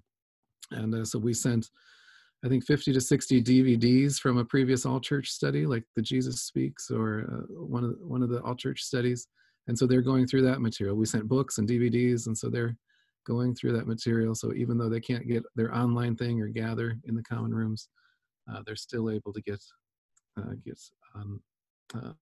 onto Eastview. So there's different ways to do online ministry. It could be in person, and our volunteers that have signed up to help in the nursing home, they're so excited. They're like, oh, we just love elderly people. It makes me think of my grandma. I just want to go. I just want to hug them all. I just want to cry with them all. I just want to pray with them all. And this one woman, Ashley, she had her husband and her teenage daughter all go with her, and they go once a month to Evergreen Place, and they just love doing it. And I was talking to another guy. He's a younger guy, 25 or so, and I said, we do this nursing home ministry. He said, do you actually have people that want to do that? That's probably hard to find volunteers. And I'm like, you have no idea. He wasn't wired that way, but other people are, and other people his age are. And I just want to encourage each of you. We're all wired in different ways. I wish I was like Coach Bill McCartney. I wish I was like Evangelist Reinhard Bunke. I wish I had that commanding presence that could get on a stage and call people to faith and just do all that stuff and preach to stadiums. But I'm sort of a meek and mild guy that is a computer nerd. And I'm like, well, God, I just want to reach the world. And I wrote an article for Billy Graham's Decision magazine several years ago, about 15 years ago, just talking about using your gifts to reach the world, and saying that I have this heart and passion to preach in stadiums full of people, but nobody's calling me to preach in stadiums. So I'm doing what I can do. I know how to do the internet, and you might do what you know how to do, sports, or you love elderly people, or you love youth, or whatever it is. God needs all of us, and he doesn't need 2,000 Bill McCartneys to kick people in the rear. Sometimes he needs people to just be a calm, soothing voice and help them go to sleep with peace at night, And so, God has wired each of you to do all kinds of ministry. There may be an online component that you might shy away and say, oh, I don't really like online. I really like being with people, but you might be amazed if you find the right people, you're willing to do it online. Okay. Moving into Eastview a little bit more too. I'll share another story just about how I came to Eastview. Not only just I came probably 12 years ago to attend Eastview, but how I came on staff there 20 months ago. It started prior to that. I was sitting in the church service. This was November 2017. I'm just reading from my journal from back in 2017. And I was listening to Mike's message that day. It was a great message of faith and stepping out in faith and all kinds of miracles happening. And Matt's worship was just really great. And I just came home from service just really enthused about it. And I wrote this in my book because Mike mentioned at that time, I've talked about my ministry at Eastview for, since I've been there. And just the behind the scenes things. I was a missionary, but I wasn't in the category of going to Haiti or the Dominican Republic or Morocco or some of the big areas. So when I made an appeal for possible funding for my ministry, I didn't fit the category of what they were looking for, because they wanted to give to these big ministries, these big buckets of, we're putting lots of resource in Haiti, lots of resource in DR, lots of resource in wherever. And I'm like, I'm in 200 countries. Doesn't that count? I could say I'm in those 5 if you want, but it was actually hard. It was hard. It was hard to hear. It was hard to, hard to feel like your church didn't support you in your ministry, even though they verbally we're behind you. We love what you're doing, but it just didn't fit. And I get that. I totally understand that. You have to make those decisions. And Eastview did, in their incredible graciousness, after me coming many times. And Tyler, I think I wore him down finally, and just out of pure pity for me, they started supporting us on a monthly basis. It wasn't a big push from stage. There was no fanfare. It was more like helping me pay my utility bills, as a peddler or something. No, they believe in that. They believed in me more than that, but it was not that they don't believe in peddlers, but they supported my ministry, and I really appreciate that. And that's been a huge blessing. But there's never really been that from the senior staff, hey, online ministry is the way we want to go. This could reach the world. And so when Mike decided to approve the turning on of the internet, it was 2.5 years ago, that first week we had 800 people watching. And he took notice and said, wow, maybe we should do this. It cost hardly anything just to turn it on. We had all the cameras, all the cameramen, all the people, all the stage, all the lights, everything was there. We just had to flick the switch, and essentially, a few $100s at most. So he got a real vision, and talking to Jim and Tyler, and Jim, correct me here if wrong, or if you want to add your thoughts too, but they sort of came up with this big, hairy, audacious goal. And they said, what if we, in 5 to 7 years or whatever the time frame was, what if we reached 25,000 people online every week? Is that sort of how it went, Jim? I don't know what all the behind the scenes were. Yeah, it was on a retreat in San Antonio on a river walk, talking about a variety of things. And we were just talking about how we needed to be all in on online ministry. And 25,000 was the number we talked about that day, and we had no idea how, but that was it. And so Mike mentioned that in his sermon that morning. He said, we want to reach 25,000 people online in this next period of time. And I came home from that service. I said, Father, thank you again for the outworking of everything yesterday. So much I am thankful for. Wait, sorry, this is personal there. You don't want to hear that. And I said, God, I am amazed that I'm willing to apply for a position at Eastview that they don't know exists yet, and that they haven't created yet, called Pastor of Online Communications. Over the last 5 weeks, we've just grown, as I've said, 12,000, 15,000, 20,000, and this week we're at 24,168. And I can feel it, I can taste it. By Saturday, we're going to have reached that goal, and I don't know what I'm going to do next, Life is over, then I'm done.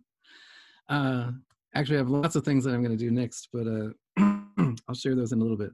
I want to show you some numbers, though, from Eastview. We've talked about some of the personal stories, and I'd like to just show you a few charts here. But that's how I came to Eastview, and really felt God called me here and has sustained me here, and everyone's been super. Your residents have been great jumping in to help out. That's amazing. Especially these last few weeks, just coming in. And Dan's been terrific to work with. Let me just show you. This map is of the countries we've reached last year, 46 countries we've had viewers in. Here's a map of the US, just of the last 5 weeks online. This is a live Google map. I'm just going to zoom in here.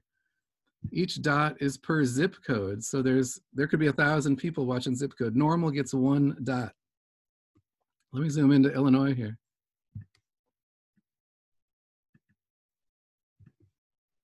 Look at all the counties we're in Illinois over the last 5 weeks. So look at that, it's amazing. This is Bloomington right here in the middle, Chicago up here. Let's zoom in a little on Chicago zip codes. Look at how we're covering Chicagoland. Amazing. Let's zoom back and go down to Florida.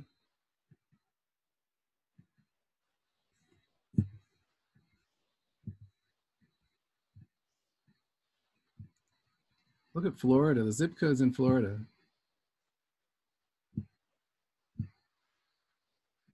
Orlando here, Tampa here, all the way down south, Fort Myers, Miami, down to Key Largo. I just don't think these viewers are going away. They're not necessarily going to come to our building. But once they get a taste of Eastview's version of the gospel, I think they're going to be in love, and I think they're not going to leave. Part of our challenge is to keep them, but also to take care of them. How do we nurture them? How do we get them involved in online Bible studies? How do we get them food if they need food. You know, how do we get them baptized? I just sent a little graphic to Mike and Jim and Tyler and Nikki, because we're waiting till baptism Sunday to baptize all these people that have said they want to be baptized. And I sent a note today and said, you know, there's really no reason to wait. They've got water, you know, and I sent them this infographic that they're using at this little church in Corydon, Indiana, that says, you know, here's how you can do it. Here's how you baptize. Here's what you can say. Here's who can baptize you. Done. You know, on the more serious note, as far as waiting till baptism Sunday, the coronavirus is not waiting. And I've had people that have said, written to me from Streeter, unsaved people that have been writing to my own ministry, saying I'm not right with God and I need to get right with God. What do I do? And he wrote me this past weekend and said, do I have to be baptized to be a Christian, to be saved? He's really worried about his salvation, really worried. He's got some health issues. And if he gets this virus, it could be over for him. And am I going to wait and invite him in 6 weeks or 6 months to a baptism Sunday at Eastview? No, I'm going to tell him, hey, bud, you got water. You got somebody else that believes in Jesus nearby. Let's get this done. So anyway, I think there's lots of things we can do. I'm looking at the chat here. If it snows on Friday, we might have more. Yes, I love snow. I love snow. Is great for online ministry. And Wyoming, yeah, Wyoming on my charts too is never very high. I'm going to show you one other interesting video, just from my own ministry. I love this software that I have that when I send out an email, I sent out an email to about 22,266, about that. It was exactly that on Sunday. And as my email goes out, I'll see if I can expand this view. As my email goes out and people open the email, it shows me on a map their email address and where they came from, and the green dots are they opened it, and a blue dot means they clicked on something. This is in the first 11 minutes of me sending out an email at like 7 in the morning. Just a few weeks ago, I sent the video of how to Zoom. I'll see my friends open it in Orange County, California, or I'll see them open it in New Jersey, and I'll send them a quick note and say, hey, thanks for opening my email. Yeah. I get a little creeped out. I don't do that to too many people. But just look as the dots just keep going and going all over the world. If I move it around here, I don't know if you can see the behind. I'm going to fast forward a little as I just scroll through. People just opening my email. This is for, it's mesmerizing. I just could sit there for hours and just watch and just know that somebody is opening that and reading about Jesus, reading about some encouragement, clicking on a link to find out more about something that could really touch their life or change their life. I could just let this run while I talk. It's beautiful to me. We really are reaching the world. Let's move to a few how-tos. Dan, I don't know if you have that volunteer post booklet on PDF. I've got one. Otherwise, I think maybe Daryl had emailed it to you all. I did send it out to everybody by email within about 15 minutes of starting. Great. So that, that's just a brochure that Nikki and the stream team put together when they started the ministry. But it's a nice thing about the chat hosts. Maybe Dan, you want to talk about the chat hosts a little bit? He's taken over leading the chat hosts for me over the last few months. We have about 15 chat hosts on Sunday mornings, and maybe you can just talk about how that's structured, Dan, and what they do, and what, if you want to walk through the brochure, you can, but otherwise, just whatever is interesting. Yeah, I'll just talk about the chat host. It's really been great getting to know everybody that has been volunteering, and again, thanks to my fellow residents who've stepped up to become chat hosts recently. It was definitely an answer to prayer.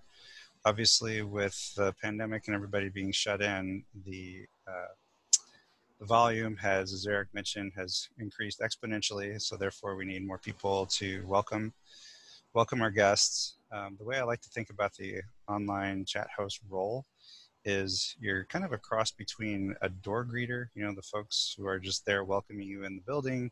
Hey, how you doing? Glad you're here, kind of thing. And then there's also an element of it that is, if you're like a family room volunteer. Kat knows how that works pretty well, I think, too. Then just being available to pray with people, to talk with people. Sometimes people have, like has been mentioned already, prayer concerns, or just this is going on in my life. I need somebody to talk to. I need somebody to pray with me. That's really the main functions of the chat host, is just to make sure people feel welcome and loved. Another aspect is just sharing information. So during certain times during the service, there are certain, there's basically text that corresponds with communion, that corresponds with the offering time. There's sort of an intro that will provide copy paste for what the sermon is for the day. Just kind of give people a little bit of structure as they come in. And then invitations to other things, like I know Nikki's been hosting basically her own Zoom chat just to talk with people after the service. What do you think about the service? We can, talk, chat, and just offer people an opportunity to connect that way. So it's pretty straightforward. We use various platforms, of course. Live.eastview.church is the main one, but also Facebook, YouTube. I think we have Apple TV is another one that's available to us now. So we're continue to look to expand our influence and to expand our reach. I think that pretty much covers it. Anything else? What I miss, Eric? No, that's great, Dan. And like you said, we can use more chat hosts. So if you guys sign up, and or people who want to sign up, or people who are maybe feeling too isolated and they want to have a little more interaction, we can provide interaction. I had a friend of my son's he said, I'd like to have spiritual conversations with people, but I don't know how to go about initiating those. And I said, I have an idea. And, just sign them up as a chat host, and they can start having conversations with lots of people. And we have one-on-one conversations. We have the technology and ability to go in a one-on-one room with people on live.eastview.church and take it offline and be very personal and intimate. We have several of those conversations every week. We had 2 hosts per service. I don't know if you mentioned that. We're now having 4 hosts per service because of the huge expansion. We're also on Roku, Apple TV. When I started, the stream team had decided, let's do just a few platforms and see how it goes, and focus on those in the chat rooms. But when I came in and I said, if you want to get to 25,000, we've got to be on more platforms. So we added YouTube, and that exploded, and we've just added Apple TV a few weeks ago. We've had 65 downloads of the app on Apple TV as I look at the stats, which is a nice thing. We've only started promoting it. So some people worry, are we just spending money for more apps? And it's really, people are going to switch from Roku to Apple TV, or they're going to switch from Live.Eastview to Roku or something. But I've just seen, like all these things, the more options you offer, the more exponentially it grows. Eric? Yeah. Is there one of those platforms that works better than the others? The last couple of weeks, we've been right at the end as Mike's getting ready to hit, his point home, and the whole thing dies. So is one of those a better option for us to be watching than the other? No, each one has their unique hurdles and challenges. That one was one of our providers. That was Life Church, that provides to 31,000 services. They've increased their capacity so much, but they were up for most of the time. But yeah, we hit a few glitches with them. But Facebook, we had glitches the week before the 11 o'clock service. We never could get kicked off. They've been shutting down streams or limiting bandwidth and doing different things. And some of it's on our end, some on their end. So anyway, they're all. If you want to chat, though, we don't have a chat option on Roku or Apple TV. YouTube, if you watch it on your TV, you won't probably see the chat. So if you want to chat, there's a nice text chat in. It's sort of what you feel comfortable with. People on Facebook, I like the chat in Facebook because I can click on them and find out more about them and find out more about each other. And it notifies other people on Facebook that you're watching. And so that's kind of nice because friends, I have friends from high school, which was amazingly in 1981 I graduated. I'd have to do the math what that is, but 39 years ago that I haven't talked to them, and they jump in a watch party with me 2 weeks ago and start chatting with me. And so Facebook just does the work of inviting. I didn't even invite them. I just shared the stream and had a watch party, and it let my friends know. YouTube has different features, though. If you subscribe to Eastview's YouTube channel, you'll get notified every time we broadcast live. So, so there's pros and cons of each platform. It's sort of whatever is comfortable. Sorry about that, though, Andrew, when it gets kicked off. But if you get kicked off, we're trying to tell people now, hey, just jump onto another. Go to eastview.church/online, and there's other ways to connect. So that's one of the other advantages of having multiple avenues. Sadie? Yeah, I had a question earlier when you were kind of showing us like how people were opening emails and stuff. Mm-hmm. What are like some of the resources and agencies? Like, how do you get that information? So it's really with whoever you're subscribed to. For instance, I use an email service called campaignmonitor.com. They're like a Constant Contact or MailChimp or SurveyMonkey kind of thing. And so they provide their own stats. So that's the one that was providing my real time as the windows were opening. Campaign Monitor provided that. The Google map that I showed you, I created out of our numbers from live.eastview.church.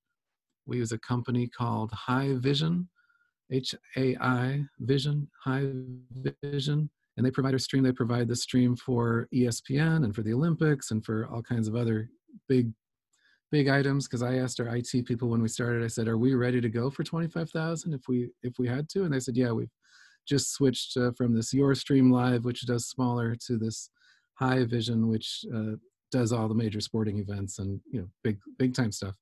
So we were ready from that front to go to 25,000. So that was exciting. But they provide those stats. They tell us who is watching from where, how long they watch. The average watch time on High Vision on the live.eastview.church is 45 minutes, which is astounding for a watch time average. So on YouTube, we're running about 30 minutes this last few weeks. It was about 10 minutes on YouTube, which in YouTube hours is phenomenal. I mean, cat videos are a second or 10 seconds. So to get somebody to watch for 10 minutes on YouTube was great, but 28 minutes these last several weeks on YouTube is phenomenal as an average. But YouTube provides some statistics to us. So it really depends on who you've signed up with. It's not like a company you could hire and they just go grab all your statistics. It's like who you pay for, if that helps. Yep, great. Other questions before I move on? My last segment for tonight is just what I'm working on these days and what I, as a futurist, what I think the future is and where I want to go with my ministry. Sometimes I've got a little more nimbleness to do that, but if you have other questions about anything we've talked about tonight, how-tos or online ministry. Maybe just a question in general, Eric. So for some of us, we may be going to, new sites, new churches. We may not be as far along with this venture. What's a good place to start? What would you recommend to someone who's just kind of getting into the online church, arena, so to speak? Where would they begin? Sure. I mean, I think the first thing is make sure your stream is online. You have a website up and running and you have a live stream, and not all churches have that. It can be as simple as your iPhone on a little tripod and Facebook Live it. It doesn't have to cost anything more than that. That's, your own personal thing. So you can stream it live, but the content just has to be out there. You've got to get the content out somewhere and you've got to get it stored somewhere so people can find it. Even if a pastor has sermons and they type out their whole sermon, I've met so many pastors over the years that I say, oh, do you have a manuscript of your sermon or do you just preach off the cuff? Oh, it's full manuscript, everything. I said, what do you do with it after the sermon? He said, I put it in a file cabinet. How many of those do you have? About 20 years worth. I'm like, please, can you just post it online? It's all on your computer. Just upload, just click post. Because somebody's going to find it and they're struggling with an affair. They're struggling with adultery. They're struggling with special needs kids. And you preach about all these topics. You preach about depression and suicide and abortion and sexuality, and somebody's going to find it. So my encouragement, first and foremost is get your stuff out online somewhere. Put it on YouTube, put it on Facebook. Second is find a way to interact with your guests. That would be, whether it's online chat on Facebook or during, using a hosting tool like that, or YouTube has a chat room. I would find a way to interact with the people that are watching. And third, I would provide a way for people to raise their hand, to ask for prayer, to ask for needs, to, like we did this last week, we said text hello to this number, and 501 people texted hello to that number. And the next question said, oh, what's your first name? Oh, what's your last name? Oh, we'd love to tell you about our resources. Someone will be in touch with you. And to have 501 people raise their hands, we don't get that kind of attendance in the family room in person on a Sunday. So I think just provide people a way to raise their hand, to be identified. Tell us about you. I love Nikki Green's approach in our family room. She doesn't say, and the hosts that talk about the family room say, come to our family room so you can learn all about Eastview Church. They say, come to the family room so we can get to know you. We want to hear your story. We want to pray with you. What's on your heart? And I took Nikki up on that, at the beginning of our time there. And I thought, I would like to tell somebody that I'm a pastor, that I'm in ministry, why we moved here, some hard things we're going through right now. But it's like, I was sitting in the very top row of the balcony at Eastview for the first 2 or 3 years of my time there. We'd had a difficult experience that we came from when we moved from LaSalle, Peru, and came down here, and family things that were going on that were difficult. We were taking care of my elderly parents, her elderly parents, living with them for years, and plus all our 6 kids. And more story than you need to know, but Nikki cared. Nikki said, I want to hear your story. I want to know about that. And that was so wonderful. It's like I could have gone to the family room and learned about the church and what they believe about this and that. But when she offered, come, we want to get to know you, I said, yeah. So I would offer that. I'd offer some way for them to raise their hand. So get their stuff online, find a way to chat with them during it, and find a way for them to self-identify. Daryl? Speaking of a hand raised, Barry, whenever you're ready, fire away. Has he had his hand raised? Sorry, Barry. Yeah, no, you're fine. I'm sorry to interrupt. Your wisdom is better than my question. Go ahead. So one of the things you challenge us for, and we're definitely thinking about this in the small group space, is like, what's our new normal after this season, right? Yeah. And I guess my question is, to me, the sweet spot of like online ministry, especially when it comes to like small groups, is a melding of in-person and online. And the really rich experience we're experiencing tonight is predominantly, I believe, because we're all online, right? If there's 18 of us, if 9 of us were in person and then 9 other people were individually online, it'd be a whole different experience, right? The 9 people who were in the room would feel connected. The 9 people who were not would probably feel somewhat less connected. So how do we bridge that future space to melded environments simultaneously? Any thoughts on that? Yeah, this is my I have a dream speech. I have a dream that one day there won't be a distinction between online and offline, in person or on Zoom, that it won't even matter, because I've been in meetings that, we've been in some strat planning meetings where half our team was in the building when we could be in the building, and half of us were online. It was like 6 and 6, and we were on the big screen at the end of the room, 6 of us in windows like this, and they were in the room, and I felt fully part of it, and they felt, I assume they felt fully part of us. So I think part of it is just, making sure people are comfortable with the technology, making sure you call on people. These are typical small group things, though. You want to call out people who haven't spoken yet. So if you notice Joan in Florida hasn't talked yet, you call on Joan in Florida and say, hey, Joan, you haven't said anything. Do you have anything to say? But I think to not look at the color of their computer, just to use the political terms, not look at whether they're online or offline, but just really treat every person as a full participant. That would be great. Prior to COVID, one of Karis's small group members moved to Atlanta, Georgia, and she was so bummed because she just loved Karis's small group so much. And I said, you can still do Karis's small group, just be on the TV in the room. And she said, we tried, and the microphone didn't quite work, or something didn't work. But she's been watching online every week since she's moved, and she's fully engaged in our chat room on Facebook. And I have no doubt that after we get to where some people can be in person, that they will find a way to make sure people feel included, because too many people are going to be out sick, out with kids, out of the country, but they can still be online. You know, Nikki found that when she was in California. We were at a conference a few months ago, and she saw Nicole Sniff also came to the conference. And Nicole said, "Oh, I can't hang out with you guys. I've got to do my Facebook online group. I have this Facebook Live group that I do, once a week, a Zoom group too afterwards."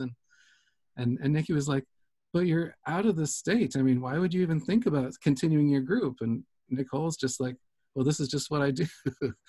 Well, Nikki said now she understands. She's like, "Wow, I can actually do group when I travel. I can actually do, there's no reason I have to give up these things when I go." So I would see a melding is going to be much more doable. But yeah, Barry made a nice video last fall as part of his residency, just talking about, trying to include people online and some of these ways, how do you help the birds, what do you call them when you go to snowbirds in Florida, or the people who have commitments or they can't make it.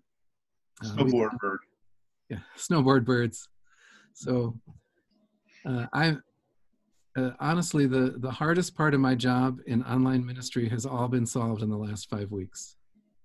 The hardest part of my job has always been to get people to catch a vision for why this is important, why matters, why I want people to turn on a camera for the Wednesday morning biblical leadership group.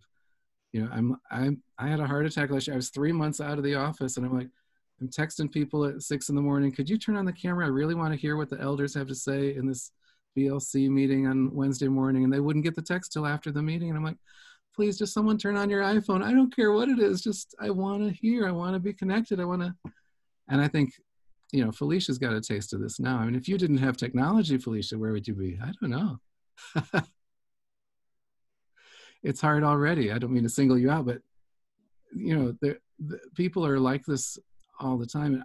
Anyway, it's the hardest part of my job is just, when Jim was talking about this room that we're in tonight and spending a fair amount of money to build this green room so that we could have one camera set up so that we could share with the world different people.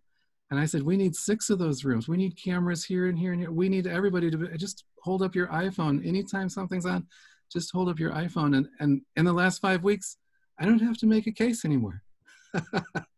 I'm done. It's like, oh, wow, this is great because people have gotten a taste of the convenience, the cost, the availability, the need, the desirability, the fellowship, the intimacy.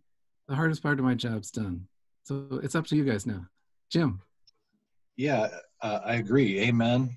And you talked about the melding of the physical and the virtual, and we saw a real-time train wreck about to happen this morning. Our Sunday planning team was talking about what our first service when we're all back is going to look like, and how we're going to celebrate that we're all together physically. You see the problem already, right? That's not even the majority of our congregation anymore. And so if we're not careful, we're going to celebrate with nostalgia the way it used to be and try to rush back to it and miss some of the things that we just talked about, some of the gains that we just had. And so that's the next challenge. When we physically can get together, how do we take the lessons that we're learning today and keep those so it's a both and, not an either or? I was really glad that was part of the discussion because I could see it going the other way and, oh, yeah, we can all finally get together and be in person. But I think that might be a slow process. It might not be everybody all of a sudden just rushes back at once. And, we might still, if we're still running numbers in the 10, 15, 20,000 range online, actually the in-campus, in-person meeting is going to be the smaller of those. And at this point, I've told the Sunday morning planning team, we really need to think of ourselves more of a television ministry now. You've got some of these big mega churches that they reach way more millions each Sunday than they do in person, and that they ever will in person. Some of the largest churches in the country still reach way more millions online than they can, 15,000, 30,000 people in person. So they're always thinking about the online people, the internet people, the TV people. And we just have to think more like that. We don't have a captive audience for an hour and 15 minutes. I've had to tell the planning team, we watch the numbers. This might be interesting to you. We watch the numbers each week, and as soon as Mike is done with the sermon, numbers drop by 20 to 30%. The first week we went all online, 40% we lost after his sermon was over. And we still had announcements, offering, a few closing songs, some final comments, some baptisms. And I said, if you have anything that's important, it's got to be before Mike's sermon, or Mike is going to have to give the hook that says, don't touch that dial. Come right back. We've got a missionary going to speak. We've got a baptism come up. I said, you're in television ministry now.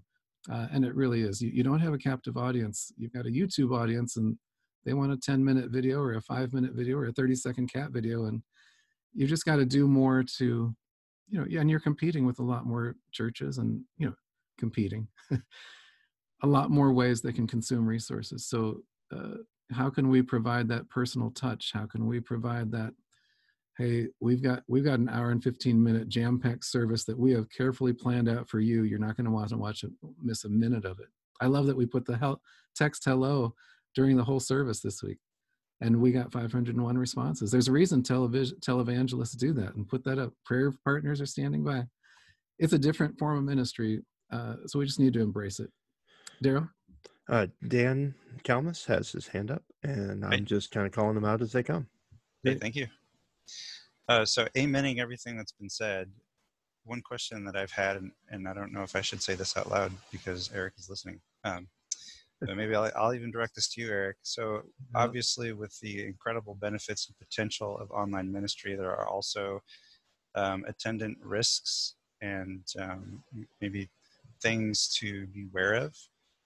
Could you give maybe one or two on your list of things to maybe guard against or beware of as we embrace more fully an online posture? Maybe we start leading online. What are some things we need to pay attention to or watch out for? Yeah. I don't know how to phrase this one. I think I've said it before, but just how do you care for the person that's watching on the other end of the screen or the device?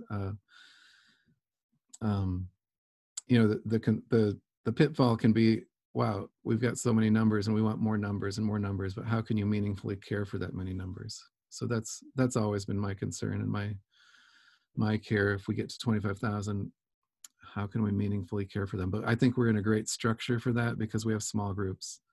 And I think if, we've transitioned, I think they said 87% or so, I saw some of the surveys go out to the small group leaders, and it seemed like 78 small group leaders said they were doing online groups now, and maybe 25 said they hadn't yet jumped to online. But I think for those people to reach out to people and to say, we're open and welcoming to more people to jump in our group.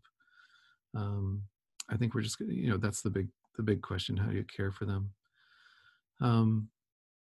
The other pitfall could be, chasing numbers and just making sure you're chasing people. The other piece too, we can get a lot of believers, but we want to try to get a lot of unbelievers too. So we're on the web now, and we want to make sure we've always been good about, I'm talking about Eastview here, but other churches, smaller churches, some churches have a very internal community focus. And so when they go online, they might not reach anybody except other Christians. How do you take a Life Church approach? Life Church in Oklahoma that pays for advertising on Google. With people type porn, they get a video on sex from Life Church. How do you make a meaningful connection with somebody without like being obnoxious and just saying, oh, you're searching for porn? How about Jesus? No. Oh, you're searching for porn? Let's talk about your sex life. I'll talk about it. Oh, you have questions about homosexuality? Sure. Let's talk about it. I'd love to engage with you. Tell us your story. Let's get to know you. I don't want to blast you with what I believe, but tell me your story. How do you convey a winsome, welcoming, inviting, brief invitation, I guess? These are the questions that we'll have to have. How do you retain an audience? People come to Eastview for Mike's preaching for sure, but they also keep coming because they have a small group of 12 people or 6 people that they care about and see each week, or because they can serve and use their gifts in a meaningful way. That might be another one. How do we get people to meaningfully use their gifts? Maybe it's microsites. We've talked about this numerous times in nursing home contests, but it could be, state farmers who have moved to Texas and want to gather 12 or 25 people in their home, and they want to do a community outreach. They want to do an Imagine at Christmas. They want to do, and we need to equip them to do that and help people serve. There's lots of gifts in the body of Christ. How do we help people have a voice? How do we help people use their financial resource? How do we help people use their crafting or sewing or card writing ministry? We want to tap into people in Alaska to use their gift. So I think finding all those answers is going to be essential. But it all comes under the umbrella. How do you care for people, whether remote or in person? So I still have a job, right? After all that. As long as you want. You're not going to throw me out, okay? As long as you want. Thanks. We need 200 more like you. So, and we've got a good start on that. Other questions? We're in the home stretch here. I can knock you home here with a few things that are on my plate right now that I want to work on. We good, Daryl? Okay. For me personally, in my ministry, I am betting the farm on YouTube right now. There's a lot of places to get your message out, but YouTube is the #2 search engine after Google. Of course, it's owned by Google, but people are searching YouTube more than anything else other than Google. And so I'm putting all my content on YouTube right now. I still have it all on my website, and you can get it. I've got hundreds of pages of content. I've written a bunch of books, and I don't know why I show you this, just because I never really get to show people sometimes. But any pastor, anybody who preaches, you guys are the same way. But as I wrote a little booklet years ago called 2 Weeks with God, just that goes with a piano CD. I play piano music and write piano music. And I just wrote one for 14 days that goes with each song on my CD. So I said, listen to this song, read this little devotional. And an interesting story, I had one book that I really wanted to write, though, called, it's called What God Says About Sex Now. But at the time, it was just this book on sex and just sexuality and how God walked me through and taught me a lot of things and helped redirect my life in that area. And I was talking to Ray Pritchard, who's a pastor in the Chicago area, and he'd written a number of books, and he was at a retreat speaking where I was attending. And I came up to him afterwards. I said, I have this book idea that I've been working on. It's been like 5 or 7 years. I've been working on it. And he said, stop right there, Eric. First thing I want to tell you, don't think book, think books. He said, if you keep thinking about this one book, you're going to work on it the rest of your life.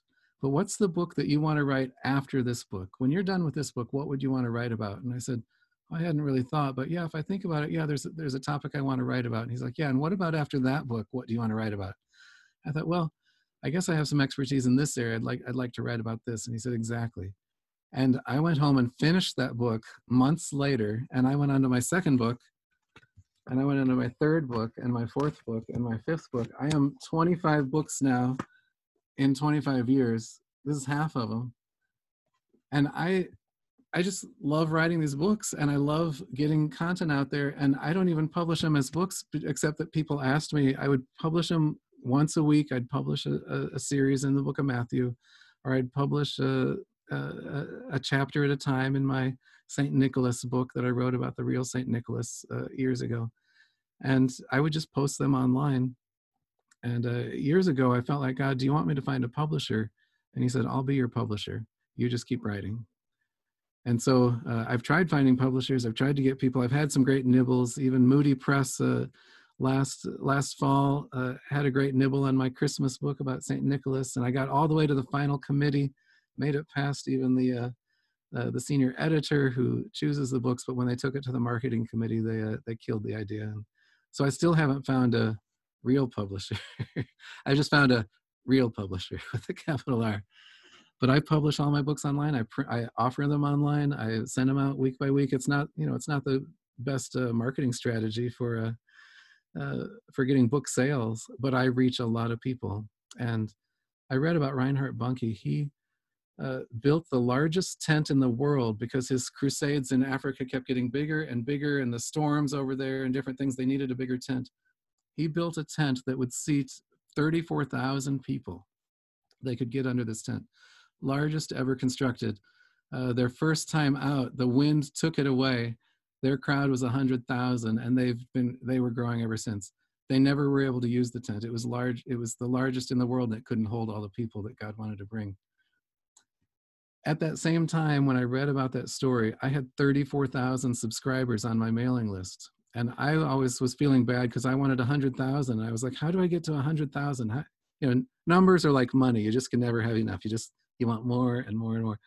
I'm like, I'm at 34,000. I said, wow, with the push of a button on my computer, I can send a message to 34,000 people in 160 countries around the world. That's the largest tent that's ever been built. And I can do that on a daily basis. We were sending out a Christian quote of the day, a Bible verse a day, and I wrote messages on the weekends. Every day we were reaching 34,000 people. We grew that to about 40,000 people over the years. Email habits have changed. People have moved to Facebook and YouTube and other kinds of media. So I'm down, last week I sent to 22,266 people. And I had held up a note for Dan and my chat room people. I said, you know, Eastview, we had this goal. We were at 17,000 last week, but I'd like to get to 22,266 people this Sunday on Easter. Because I think if we could get to that goal, I will have taken Eastview as far as I know how to take them. And I will feel, even if we don't get to the 25,000, we'll have gotten there. I didn't explain all this to them, to the chat host, that, you know, this was the number of subscribers that I had to my email list, but I just said, this is the number I'm praying for today. By 2:20 in the afternoon, we hit 22,266 people. We've blown past that. We're at 24,168 now. I just tell you that because God is so gracious. He's so specific. He's so helpful. But can you imagine 25,000 people gathering? You know, where would we put them in Bloomington Normal? I don't think ISU Redbird Arena, I don't know what their capacity is. Braden Auditorium, you know, is, I don't know, 3,000? I'm just guessing there. Maybe it's 5, maybe 7. What venue do we have that could hold 25,000 people? And that's how many people we're reaching. But I've switched, even more than just sending out emails and Facebook and stuff, I've switched to YouTube. And over the last few months, I've been producing a monthly podcast for Christian writers. And I just create that, and I post this all on ericelder.com if you want to see some of these videos. I'll share my screen here. But these are just leading trends. I think if I'm calling it right, this is where I think we need to be. Oh, this was me on Sunday morning. I took a snapshot with Warren and Katrina and Dan and Kathy of my goal there. And then we hit it, which was astounding to me. Here's the online Christian writers group. You might recognize some of these people: Kirk Billiter, Heather Lake, Dan Kalmus, Laura Carr there, Noah Ayler's brother, Sarah Ayler's son, and then other people around the country. She's in Arkansas, he's in Washington, D.C., she's in North Carolina. But I'm just posting all these videos on YouTube and encouraging people to watch. It's called Online Christian Writers Group with Eric Elder and friends. I've got another group that I'm doing that I'm just interviewing friends. This is Nikki Green. Do you edit this? And I can edit. Okay. The less I have to do, the better. Love editing. Okay. Great.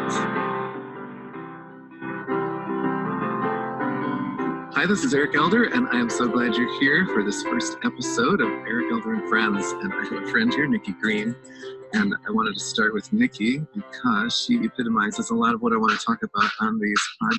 So I'm going to pause that there, but I'm just every week interviewing different friends that I have around the world that are doing some amazing things and try to inspire people to use their gifts. When I get to heaven, I feel accountable for not only using my gifts, but also encouraging other people to use their gifts. I feel like God wants me to return to him many faithful men and women.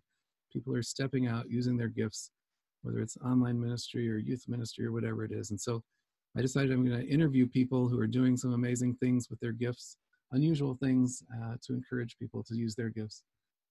This is my new podcast that I just started nightly 12 nights ago. You'll be able to watch the new episode at 10 p.m. tonight. This is a sneak preview for you. It's called Bedtime Stories of Faith with Eric Elder and Friends. But God said to me, Eric, I'll give you this piano or a better one. And so tonight I'd like to continue that story.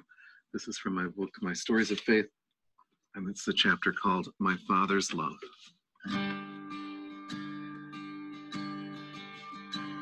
Hi, this is Eric Elder. I'd like to talk to you tonight about how God answers And our I just prayers. tell a story. I share a song, whether myself on the piano or here I've got Kent Sanders, who's a professor at Lincoln at St. Louis Christian College. That you're pleased and then I pray for people, whether live or later or years, and scroll to the end.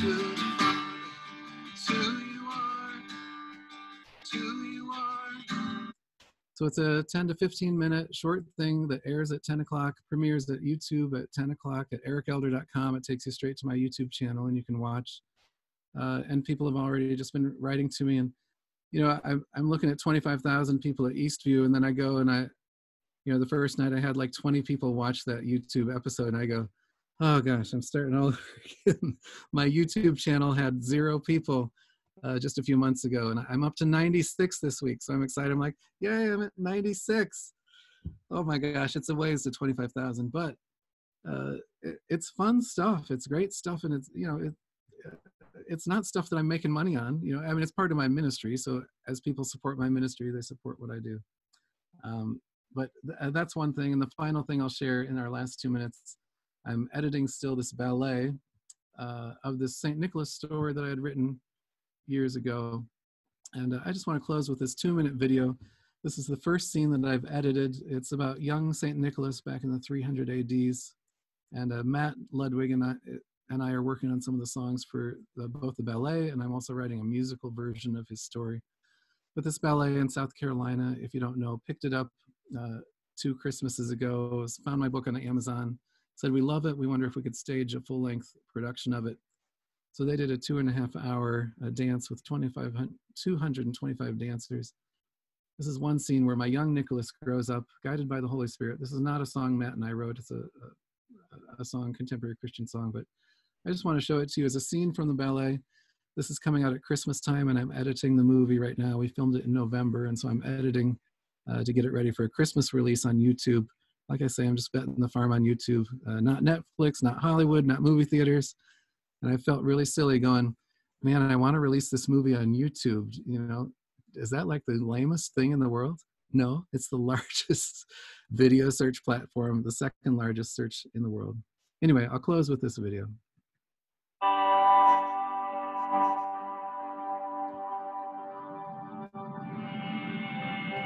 Nicholas had lost his parents in a plague in Qatar, Turkey, when he was young. This is our teenage Nicholas. He grew up 10 years later. He wasn't sure where to go. He decided, led by the Holy Spirit, to go to Israel, to go to the Holy Lands. So this is Nicholas dancing with the Holy Spirit. He can't see the Holy Spirit, but he feels the presence of the Spirit guiding him to go to Israel.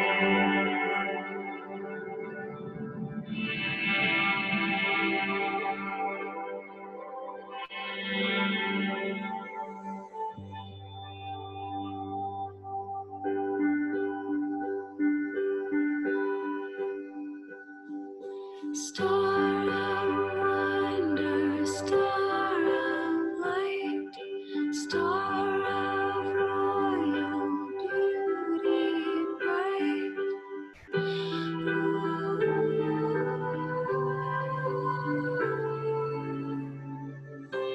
Guide us, oh guide us. Won't you guide